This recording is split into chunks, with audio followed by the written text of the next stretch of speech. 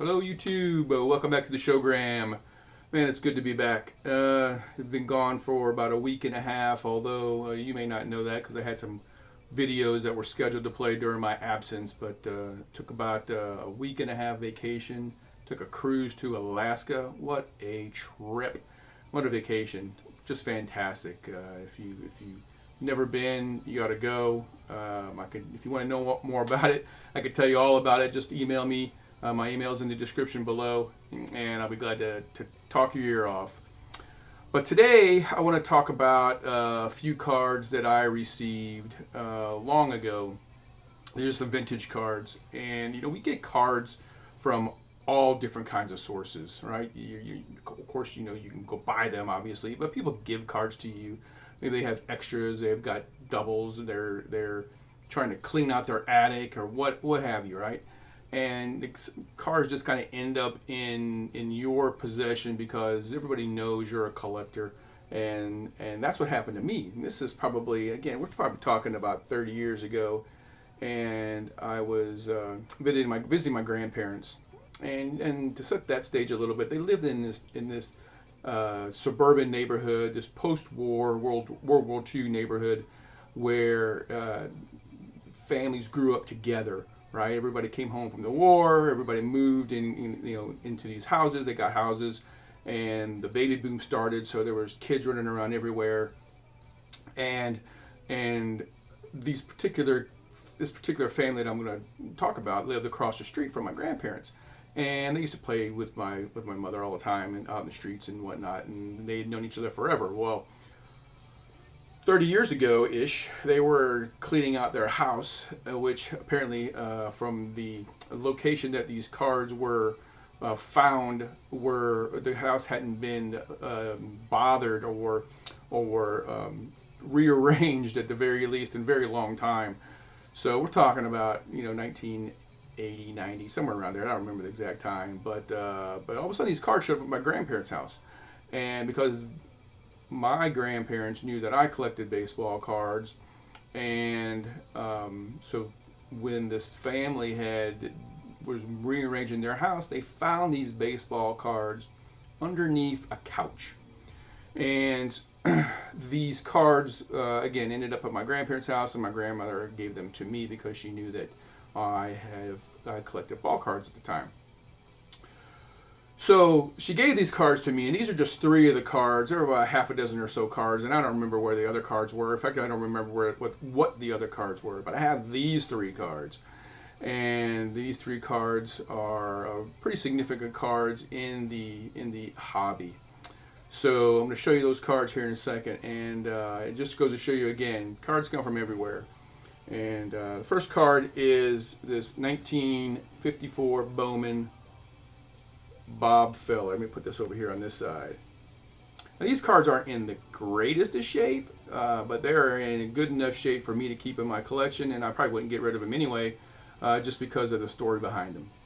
So 1954 Bob Feller, pretty cool looking card of him. This is later on in his career, and at the back of the card, talks about his 3 no-hitters that he pitched, as well as the 18 strikeouts in a game that were at the time a record. Oop, upside down there. At the time a record. So 1954 Bob Feller. So again, found under the couch of a neighbor's house. Pretty good. Second card is a 1954 Ted Williams. Most of us know about this card. Card number 1 in the 250 card set. Now, one of 2 Ted Williams cards in that set. Pretty cool. Of course, the back of it, and it talks about Ted being one of the greatest hitters of all time. Right there, the first sentence, exclamation point. Talks about his wartime effort, obviously, and then the fact that he's got the current highest lifetime batting average of any active player. At the time, it was 348. It's noteworthy here that on the back of this card, of course, this is a 1953 stats, and it shows his batting average of 407. So pretty cool, that card there. Last card I want to show you is 55 Topps Jackie Robinson. I mean, who doesn't love this card? Clear picture of Jackie right there. Another one of him in his swing. Yellow behind the card in his headshot just makes his headshot pop. Love this card. This is just a gorgeous looking card.